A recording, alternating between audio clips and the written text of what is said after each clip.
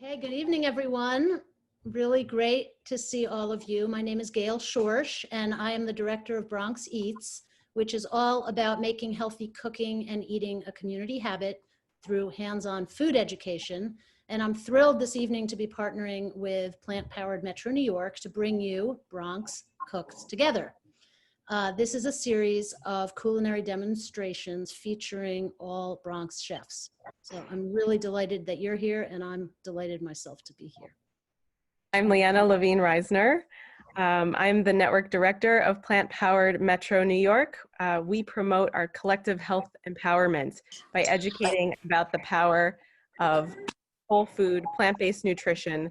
This is an evidence-based approach to nutrition that can prevent, treat, and sometimes even reverse chronic illness, including heart disease, diabetes, cancers, and more.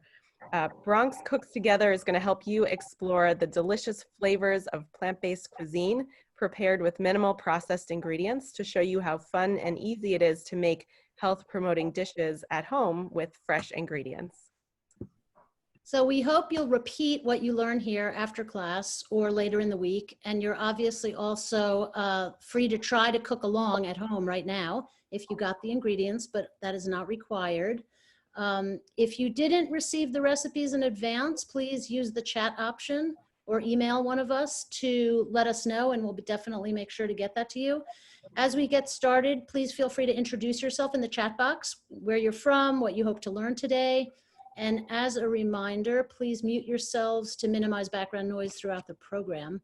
We encourage you to ask questions through the chat box as the demo proceeds, and some of them we will be able to answer in real time, and those that we can't, we will try to get to at the end. Great, and there was also one quick question. Where can we post the picture of our dishes? If you're cooking along, we will spotlight you at the end, so share with us as you are able. And I think you're allowed to share a file also here in the chat box. So if you want to eat it before we get to you, go ahead and share a picture. So now about our chef. Chef Jillian Marie Mariscal is the founder and chef of Sabrosa Vegana. She was born and raised in the Lower East Side of New York, and at the age of 13 years old, Jillian, who faced rare tumors in her right leg, had to undergo multiple rounds of surgery, chemo, and radiation. While studying in biomedical informatics, she came across studies linking diet to gene mutations. This prompted her to finally go vegan in 2016. Sabrosa Vegana was created in 2017 with the purpose of feeding and educating communities to dispel myths concerning what a plant-based diet is and should taste like. With that, we are going to turn it over to Chef Jillian. I'm just going to mute some more lines here. Give me a sec. Okay, Chef Jillian, take it away. Okay, hi everybody. Thank you for joining me today for our demo, the demo today on beans and sofrito. We're doing 2-in-1. And why I chose to do this, most importantly, we're in a pandemic. And as you can see, food went out off the shelves, left and right.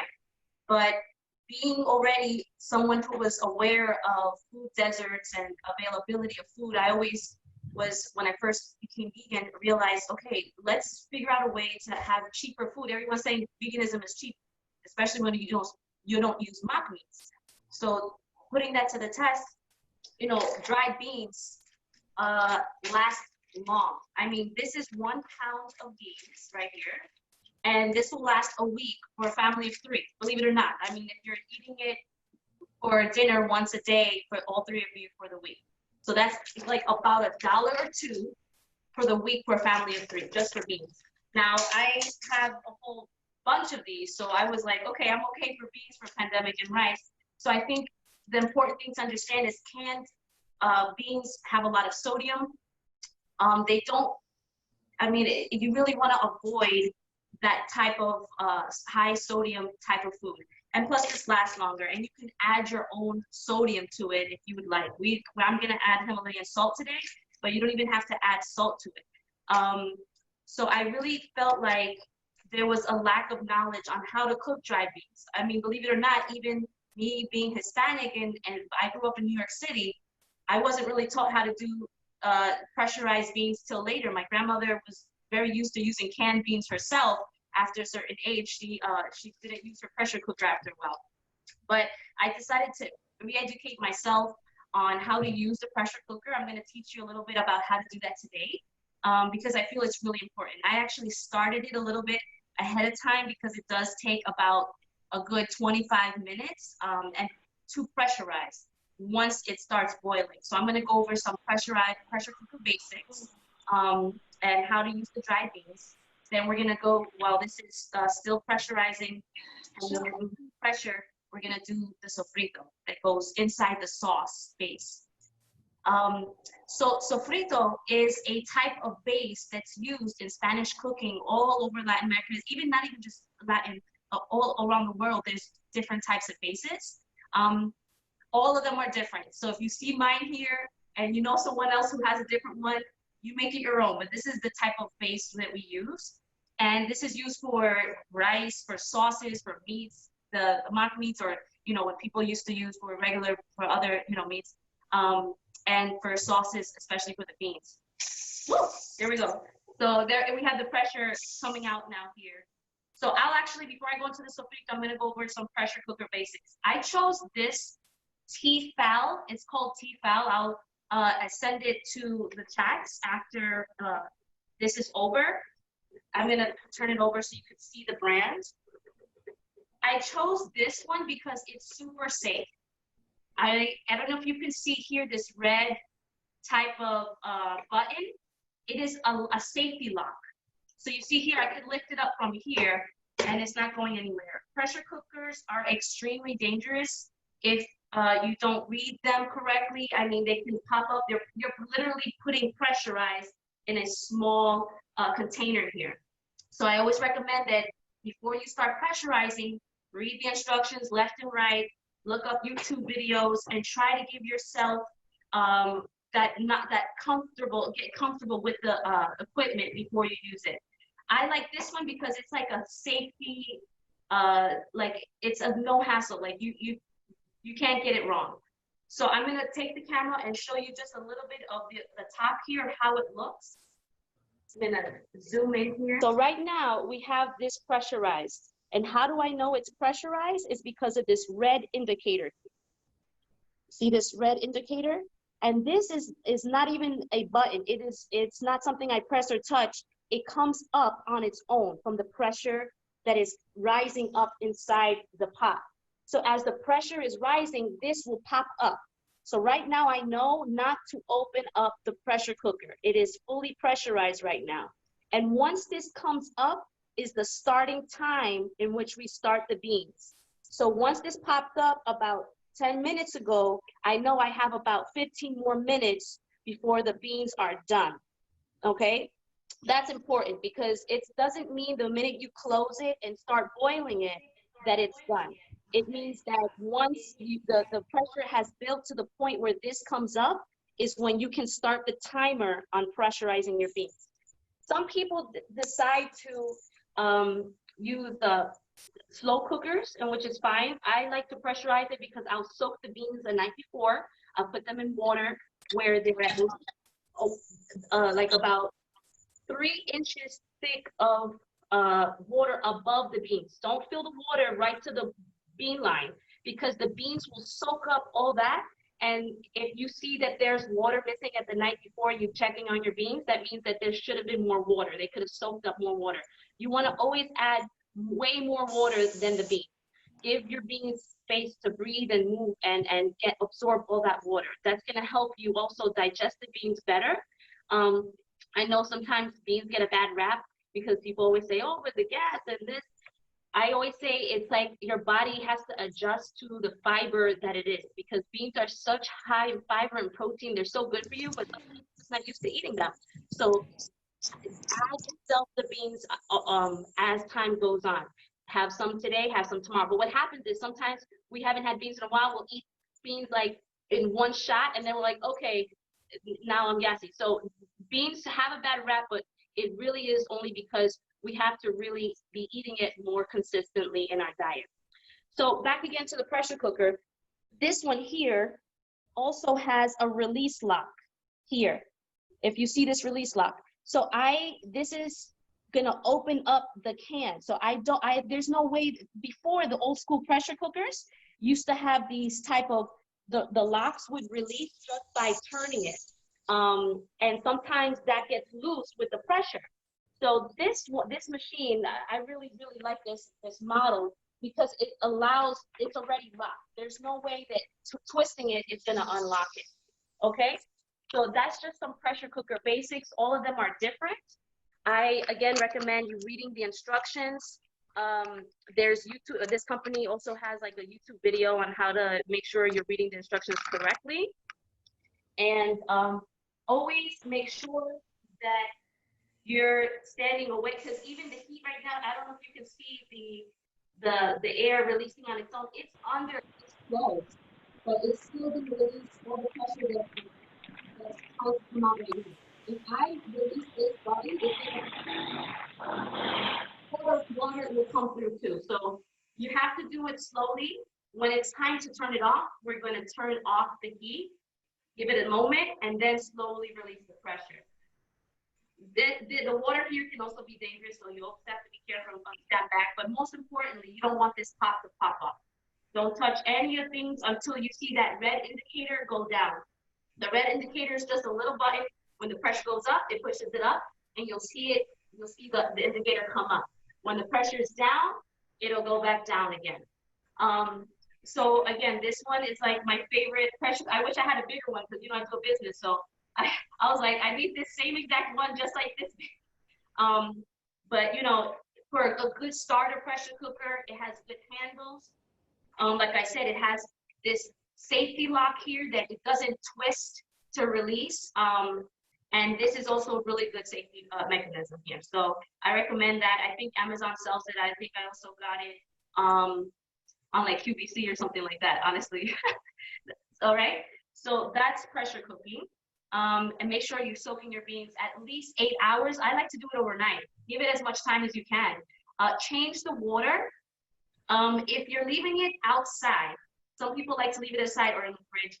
I leave it outside and I'll change the water about once or twice, because leaving it outside, it will start to have like a bacterial smell. So me working in microbiology, don't worry. You're not going to get sick off that. You just want to change the water. And remember, you're going to pressure cook it. It's like autoclaving it. You're going to kill everything in there, and it's not really going to give a chance to breed anything. But make sure you are also, if you want to put it in the fridge, do that as well. So yes, changing the water, pressurizing. We started this I started it about, I would say 10 minutes ago. So I'm going to, after the sofrito is done, I'm going to release it, turn off the heat, release it slowly.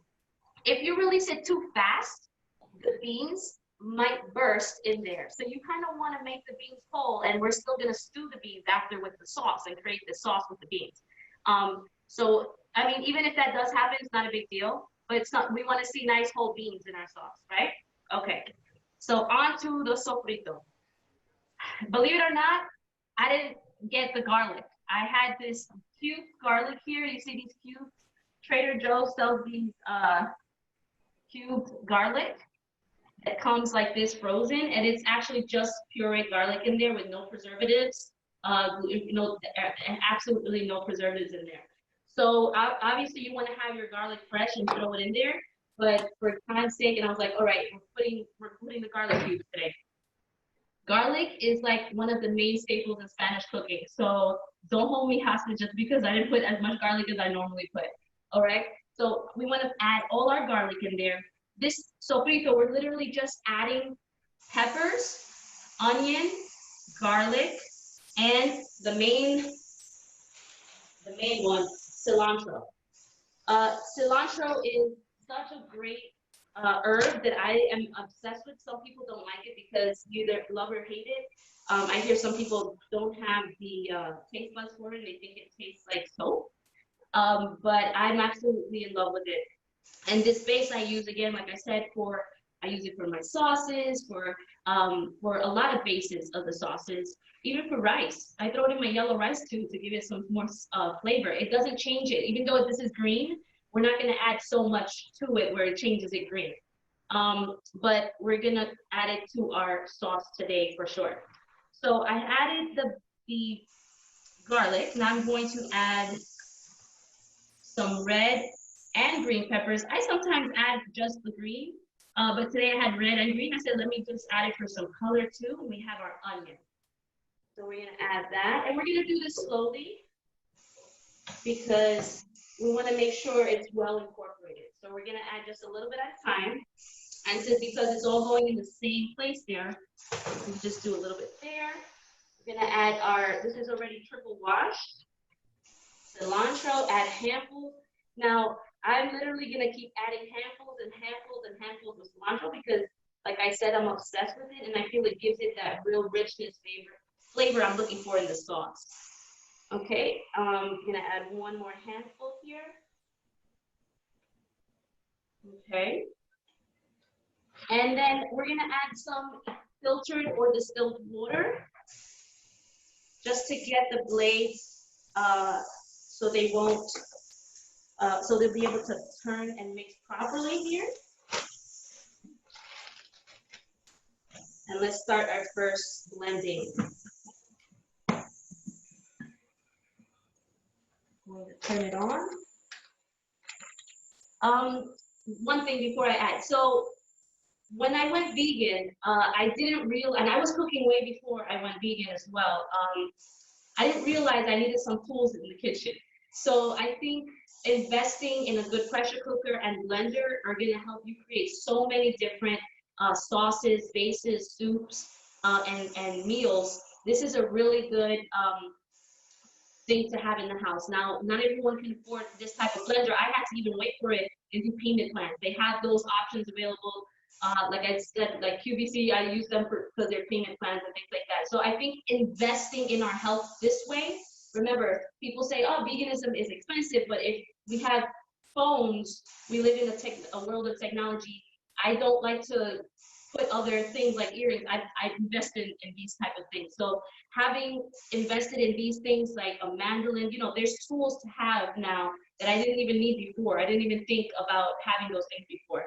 But this is such a great thing to have because it'll blend really well. So let's put it on the blend for, I like to put it on a smoothie a little bit here. And I'm gonna start.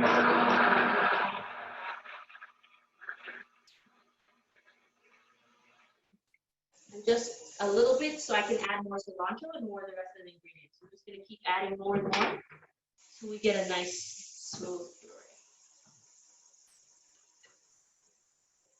Add some more cilantro. Mira, Jillian. David, mira tu mamá. Oh, you gotta put it on mute, Mom. That's my mother. That's so funny. All right, so here we're gonna put some more cilantro. Mami, para verte a ti también. Okay. And then we're gonna close it up and blend it again.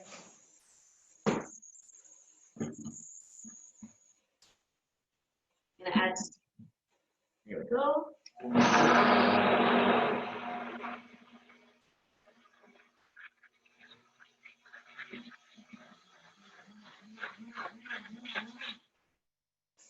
Okay, it smells so good. It smells amazing right now. I really wish you could smell that. You smell everything in there at once. So we still want to get it, we don't want to see a lot of chunks in there. Sometimes people like to see chunks. I don't like to see too many chunks because I like a nice smooth sauce. So we're just going to keep adding until we finish our onions and our peppers. Adding some more cilantro as I mentioned before. Hey, Jillian, what would somebody do if they weren't a cilantro type? What would you recommend swapping it with? I recommend using another herb, but it might change the sauce. I would then either just X out the cilantro, add more peppers, add more garlic, add more onions. The pepper and garlic and onions alone are going to give it still that flavor. And when we get to the spice profile here, that's really going to help as well. So this is just for that a little bit like, oh, like that hint. You know what I'm saying? So, and this is a lot too. I'm not going to pour this whole thing in there. We're just literally putting about like maybe one of these and a half of the sofrito into the sauce. So I recommend then really highlighting more of the flavors that you like in the spice profile or the other ingredients that were used here. Okay, because pepper's still good too. I sometimes even will have chopped peppers and onions along with it. So if you have a little sofrito for the sauce part and for chunks of peppers and onions within the sauce. So I'm gonna add more here. I think this should be the last of it.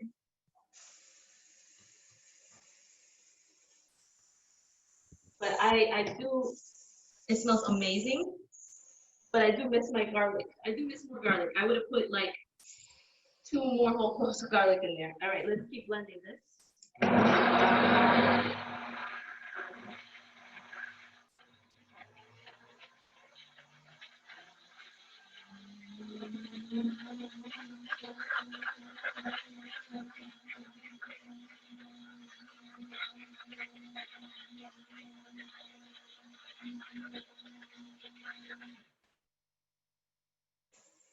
Exactly, perfect. Okay. So I put it on the smoothie blend. On the this one has different settings. So I put it on smoothie blend. I wouldn't put it on puree too much because puree might be chunks. But as you can see, I'm gonna see if you can see it here. It's pretty smooth. There is no. There's no visible chunks. It's thick, but not visibly chunky. You don't see pieces like this in there. This is just on the edge here, but you don't see pieces like this inside. You want to see it where it looks like it's a thick, almost like a soup, like a soup. Okay, so that's how we want to see our sofrito. Store this in the freezer or fridge. I use it so much I don't store it in the freezer anymore because I use it almost every day for the business. But if you want to freeze this is totally freezable. Some people put it in ice cubes. This is old school style. Put it in ice cubes, in an ice cube tray, and then when you're ready to make the sauces, you like pop in 2 ice cubes of the sofrito in the sauce. Yes, so someone said they were about to ask on how to store it. Store it in the fridge what I would do is store some in the fridge for fast use if you want to use it daily and play around with it. You could even use it for salads and add salt and things like that. Or you put it in the freezer. It's harder when you put the whole thing in the freezer to defrost it when you just want a little bit. So if you configure, like, I don't know if people even use ice cube trays anymore, but if you want to put it in a type of cube tray, that it's easier to just take portions out frozen and put it in the sauce. Okay, so we're gonna set this aside now because this is done. And now we're gonna concentrate on our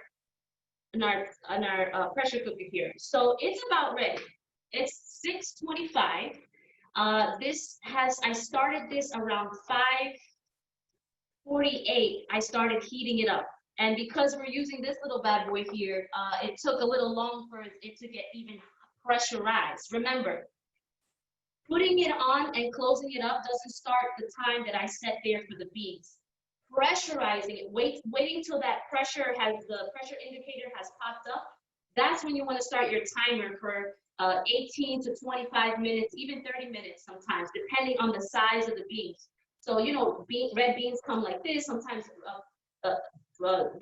kidney beans come like that. You get the little smaller beans. So beans come in different size and quantity. 18 to 25 minutes, I give it around that time. So what I'm going to do is turn it off. And I'm going to move slowly to the side, right? And release it slowly, okay? That's not even fully open. That was not even fully open. This is just a little bit. And you can see some of the water coming out, okay? So this is hot. I mean, I'm used to touching hot things, so don't see my hands near it. But this is hot. You don't want to put your face near it. And still safe to be around it because remember, it's still closed. The locking mechanism is still closed. The pressure is still up. So we're going to slowly release the pressure. And as releasing slowly and slowly, we're going to wait till the indicator comes down. Don't open it until the indicator is all the way down. That's when you know that the canister is no longer pressurized. While that's happening, I'm going to talk about spices because that is really what's going to make this thing work well. I put here all the different types of spices we have. We have bay leaves, oregano. I have some pink Himalayan salt. So that is optional, of course. I'll always put it last. I already know how much I use for this type. We have onion powder and we have turmeric, which is anti-inflammatory. We have garlic. We have black pepper. And my favorite here to make that sauce really go is the cumin. Now, a lot of Spanish culture is used to using adobo. And adobo has some of these, but I don't really recommend using prefabricated sauce spice containers because they add extra sodium, and some of them even have MSG for extra flavoring. I have no idea why Goya has MSG in a lot of their products. It's sad that I had no idea, but they do. So I try to avoid that. You can use any type of salt you'd like. I just happen to use that type of salt because I feel like it has more minerals, or I don't know. It's a nice salt. But I really would recommend that as you are playing with plant-based foods, that you get your spice cabinet going, because spices is really what everyone uses. Even people who eat meat, I always tell them, you're not eating it raw. You're not really meant to eat it because now you're adding all these wonderful vegan spices to your meat. So really, the spices carry everything. And so with adobo, they just have onion powder, garlic powder, salt, and a little turmeric. So we're just skipping that and we're adding our own profile to that. So if you could see, actually, you can hear it, it's starting to go down. And I'm going to release it now all the way. And it's already going down slowly. But the indicator is still water. See? The indicator is still up. Okay, so you see how we have it all the way open now. Also, when you're filling this up, when this has beans in it, don't put the salt inside your pressure cooker yet. Don't put the spices in it yet. Try to do it as plain as possible because the salt particles, the rocks of the spices and stuff, will be inside the canister going like this, and it can abrade the inside. So it's done. You see here, the indicator is down. I'm going to show you right now how it looks. Indicator is down. You see now it was all the way to the top, and now it's down. Now we can safely open it. We're going to press it. See how it releases the lock and open. Okay, well, now it got foggy, but you see now it's safe to open. So always just check on that indicator. Like I said, check the instructions. This is a dangerous type of, like all things, like blenders, of course, are dangerous too. Cooking is dangerous, cooking in general, but pressure cookers are a whole nother level. I've seen people starve. So, but it's so important. It's so important. I think just passing down the knowledge to one another on how to use these tools can be safe, just as using a blender is safe. Obviously, we know how to use blenders now. Don't put our hands, right?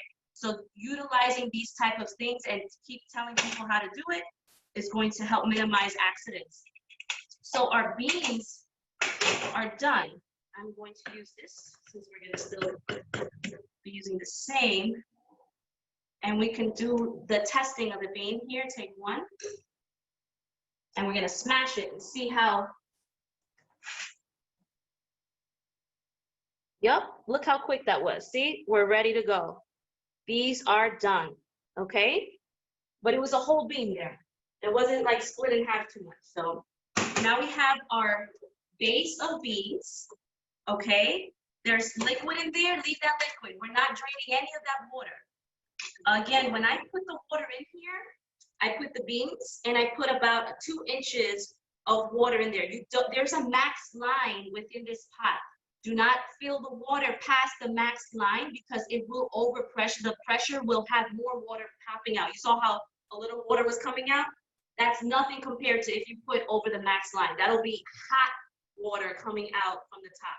So please be careful when you are filling up your beans. Start small. Start with just a little bit of beans and add water just about 2 inches over the bean line, okay? So now we're gonna turn back on the stove here so we can start our sauce base. So we can start the sauce with it. Now we're doing the stewed part. So now we pressurized the dried beef, soaked it overnight. Now we're going on to making the stew. Okay, is there any questions? Any more questions as we keep going? There are some. Go ahead and keep going, Jillian. We'll get to them at the end. Okay, no problem. So we have here this base. It's still pretty hot. Now I'd like to, there's no particular order because it's gonna sit there and stew for just about 5 to 10 minutes, depending on how much time you have to, because this is gonna be fast now. Remember, now this is like when you get the can and you're throwing it in there, you're just throwing the ingredients. This is already skipping that. We have the beans already cooked all the way through. The beans are really, you can actually use these beans in a salad. You can drain the water, put it in a salad. You can use these beans for anything. But now we're gonna leave the water in here and add the rest of the bases and make it into a stew. So let's start with the sofrito. I'm gonna add about, I think this is measured to 4 ounces. Yes, 4 ounces. This is 4 ounces. And because I'm obsessed with it, I'm gonna put half of another one. Okay? Okay, so now we have our beans in there. And now it looks kind of green, but don't worry. Don't worry, that's gonna change as we're adding our tomato sauce. Now, people like to use tomato paste. I like my beans very saucy because I love it with rice or quinoa. Quinoa's really great. I even put it in couscous. You can take, what I do like, sometimes I take a banana, sweet plantain, you put it in the oven and then you stuff it or you open it after it's cooked and you put couscous and beans, and I like the sauce of the beans all over it with the sweet plantain. So I use this much sauce. You don't have to use this much sauce, but I'm putting 2 cups. So we put the tomato sauce.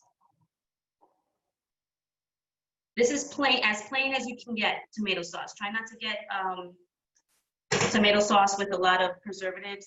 There are out there. You just have to kind of find them. Okay, so now the sauce is more brown with the, see, it's not green. So we're mixing it here with the sofrito, and we have the sauce. Now we're gonna add the spices. Now I have 2 bay leaves here, but start with 1 because bay leaves are very strong, especially when you stew them. So I have a big and a small one. I'm gonna add the big one first and see how that goes. If I feel like it could use a little help, I'm gonna add the second one. So I'm gonna put this one to the side for now. And then I'm going to add the spice profile. So one more time, we have the cumin, the black pepper, the garlic, the turmeric, the onion, the salt, and the oregano. And we're gonna pour all that in there.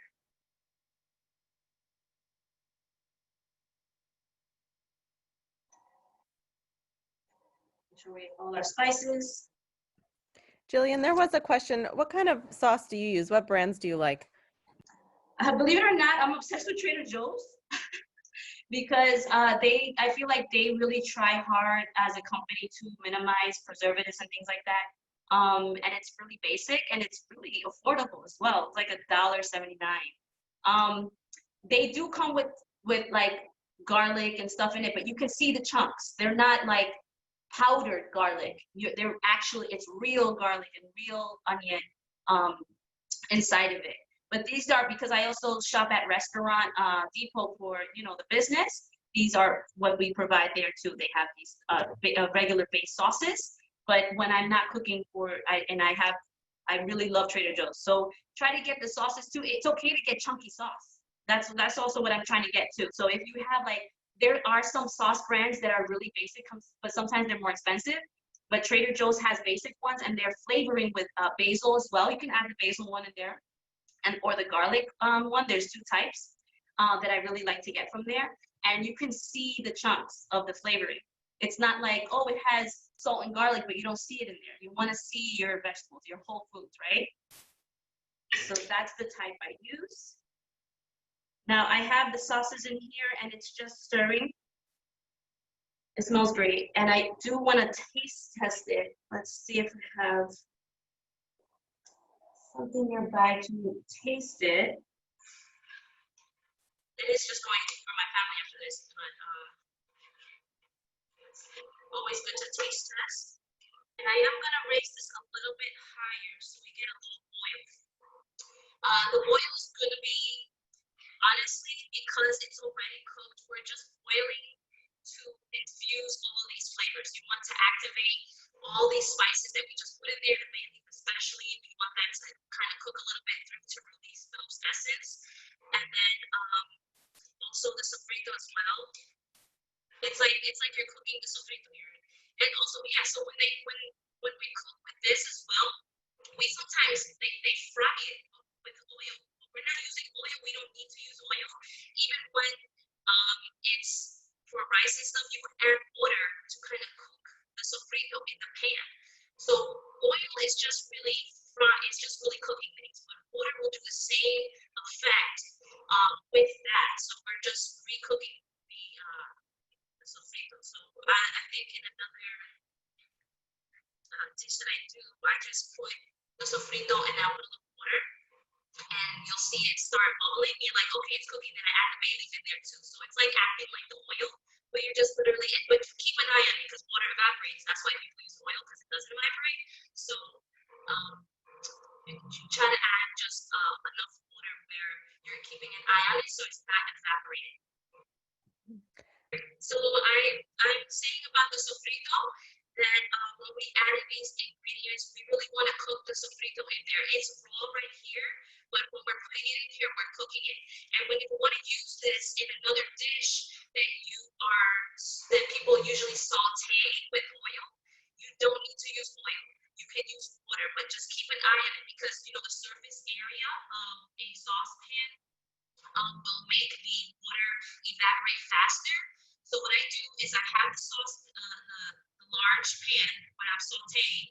I'll add the sofrito first with a little water added to it, and you'll let it sizzle. So you're kind of like you're like stir frying the sauce, the sofrito, adding the bay leaf in there.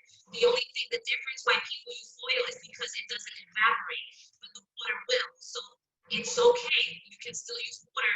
Just keep an eye on it, and so it doesn't burn. So you're not burning the sofrito before you're adding the other ingredients. What I do is I'll add the sofrito, put water, cook it real fast with the bay leaf, and then I'll add the already diced peppers, onions, and garlic, and now it's all cooking together and releasing the juices, and you don't need any other oils or things like that. I think we're just trying to change cultural norms that were done because I don't know, necessity at the time and just the lack of knowledge on it. How we don't need to add so much oil at all. I don't even need to add oil at all to this, and I'm really happy so because you know, heart disease, high blood pressure, a lot of these things really do affect us. So now I'm starting to smell it. It smells really great. That one bay leaf was perfect because it was really big. So remember, bay leaves come in different sizes. So if you see a small one, you can add two. If you have a good size one, just add one bay leaf. And now we can see our sauce is coming along. Also, you can see the sauce a little better here. So we're just stirring along. I do want to taste. Oh, it's good. Yeah, it's perfect.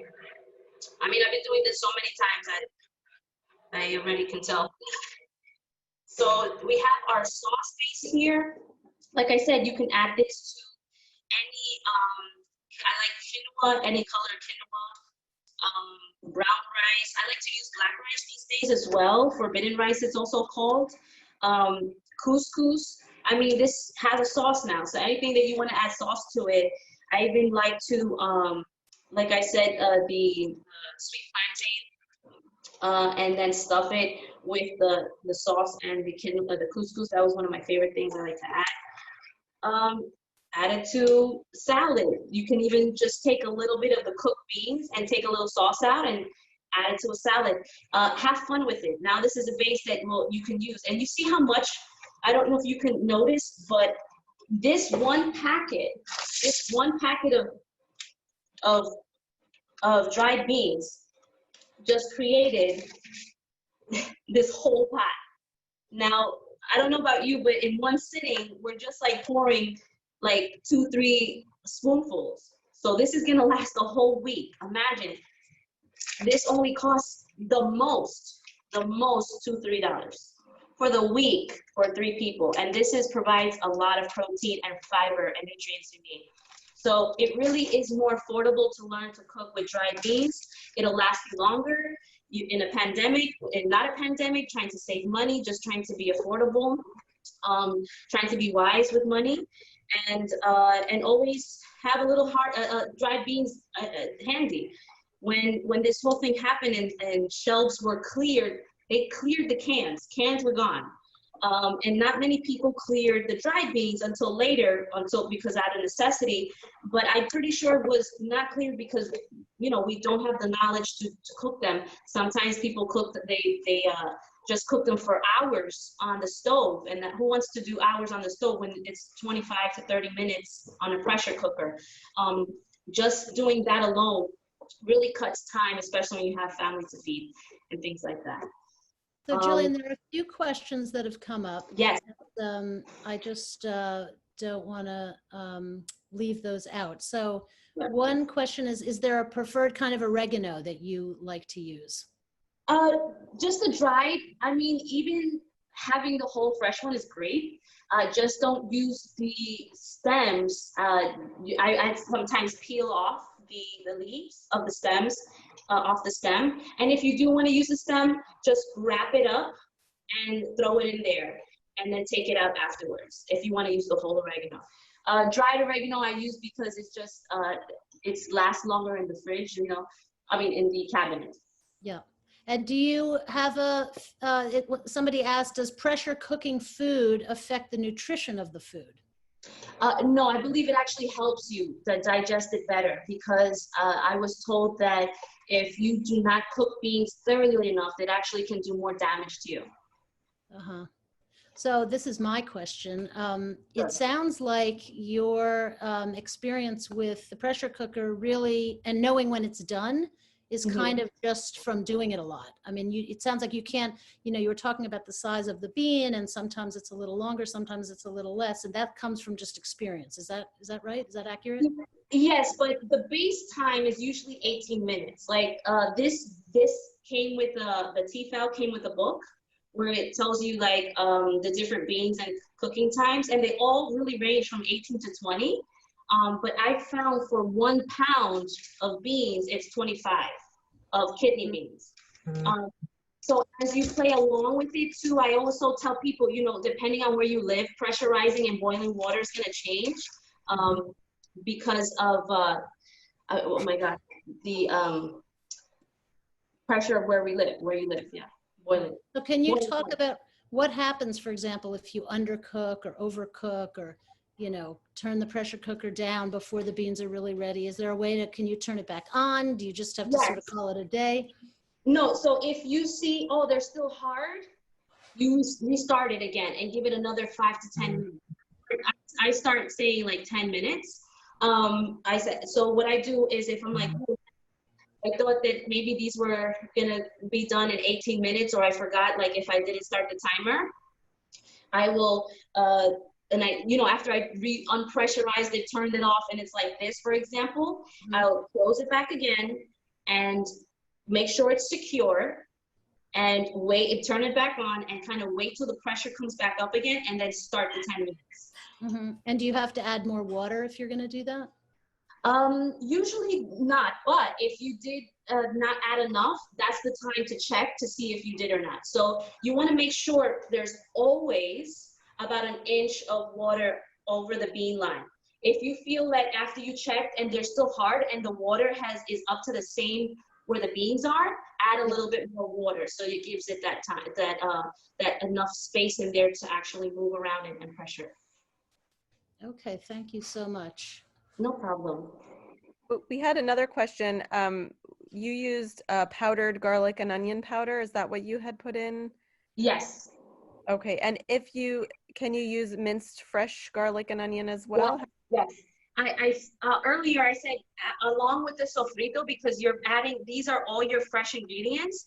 If you want to do those minced, you can put it in here to make the sauce smoother, or you can have a chunky sauce and add those you could do this along with chunks of the peppers, the onions. Now it will take a little longer because you really want to make it the stew process. You want to release all that. So I actually recommend, if you're gonna do the onions are fine. That'll release a lot of that essence.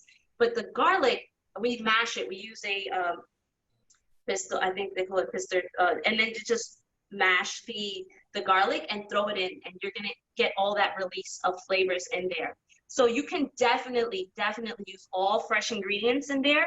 You just gotta really make sure that you let that simmer and stuff like that, because when you do spices, you already have it's already been dried and things like that. But definitely you can use fresh, most definitely. I actually like to do diced peppers and onions and throw it in there as well when I want to have a lot of chunks in my sauce. A few more questions. Yeah. Can you use an Instapot? I heard you can. I don't know how long, if it'll take the same amount. I decided not to get one because I felt like in case the electricity ever went out, this is something I could always put on something. I'm always thinking about, like, what if this happens or what if that happens, and it breaks. So you can use it. I've seen it done. Just make sure that the bean can be cooked the way that it's smashed like this. I don't know the timing if it works the same way with the pressurizing. But yes, you can definitely use those. I believe they have settings for beans. Okay, thank you. And so somebody wrote, I've been trying to stop using as much oil and salt as I used to, but my food is coming out very bland. And do you have any feedback about how to make food tasty without using salt and oil? So the oil is not going to give you as much flavoring. But definitely I would say go crazy with herbs. I love herbs. It's really herbs and doing this, of taking the time to make a really good, yeah, someone said it takes more time to cook the beans in the Instapot. Yeah, that's what I heard as well. So when we're doing the sofrito, I don't know, you can't smell it, but it smells amazing, amazing. And you really can add a lot more, a lot less. Adding as much herbs and spices as you can to this is really going to elevate it. And for some reason, garlic powder doesn't say it has salt in it, but it's pretty salty sometimes. So, I mean, there's natural ways to add it without directly putting salt on it. But playing with the herbs, have fun with it, because really there's no wrong way to add herbs to this. The only wrong thing you could do is add too much black pepper, which is going to make it taste like very spicy. But adding too much garlic is never a bad thing. Adding too much onions and green peppers and, like I said, cilantro. I love adding cilantro to it. So really having fun and really investing the time to make a good sofrito and adding to it is going to help. Minimizing the salt, I totally understand that. But remember, when you're doing dried beans, you're already cutting off half the sodium from people using the canned. So that's why I always try to say, if I'm going to add anything, actual type of sea salt or anything like that. Yes, so somebody asked regarding canned beans, if you want to start with canned beans, which it sounds like you don't want to encourage, but if somebody did want to do that, how would they proceed? So if you're going to start with canned beans, you open the can and then you're draining that liquid. Some people throw the liquid in. I used to do that, but now because I'm trying to also be aware of, you know, my salt intake and things like that, and it just being in there for a little while, I'll drain that. So you drain the canned beans. You can wash them if you like. Throw the canned beans in there. I would do about three cans for the amount for like this size pot. and then add the water. Add like distilled water or filtered water, then add all the ingredients we had here. What we're just doing is skipping that can step process. Yeah, yeah. Okay, I think this will be the last question. Is the difference between a pressure cooker and a normal pot just a matter of how much time it takes? Yes, yes and no. Yeah, yes. I think it does matter mostly because of the time.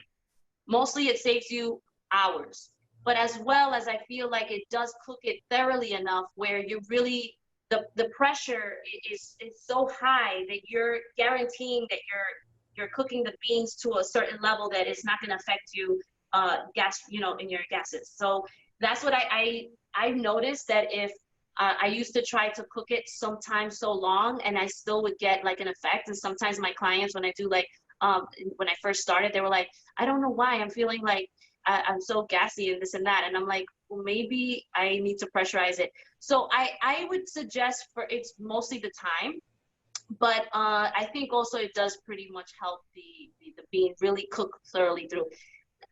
Just make sure, like I said, if you're doing it for hours, keep an eye on it. It's gonna burn the bottom. It might burn the bottom. Just keep going on it. It is okay to not use the pressure cooker. I don't want to fully discourage it because it is such a thing to it's not easy to use. But as you feel more comfortable in using it, you're gonna be like, oh my goodness, I wanna cut this time in half. Yeah. Okay, thank you so much, Jillian. You're such a wealth of knowledge, and this was so interesting, and I think people really got a chance to see and learn quite a lot. We really Thank you for having me. being here, and thank you everyone for joining us. Lianna's internet went out, so that's why she disappeared. But please sign up for Bronx Eats newsletters to stay connected to us. We'll be having more cooking demo series throughout the summer, featuring again all Bronx-based chefs and cooks, and we also provide many resources to the Bronx community for surviving these challenging times and finding the resources you need. So you can email me directly to receive newsletters at gail@bronxeats.org, or you can just go to bronxeats.org and find out more information. And on behalf also of Plant Powered Metro New York, I'm saying goodbye because Lianna is no longer able to get on, but really thank you so much, and please be in touch. The last thing I would like to say is if anybody is able and interested in making any kind of donation to support these kinds of programs, you can go to bronxeats.org or to the Plant Powered website and go ahead and do that.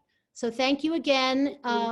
Enjoy the rest of the summer, and we hope to see you next week, same time, same place, 6 o'clock, with another great chef. Thank you.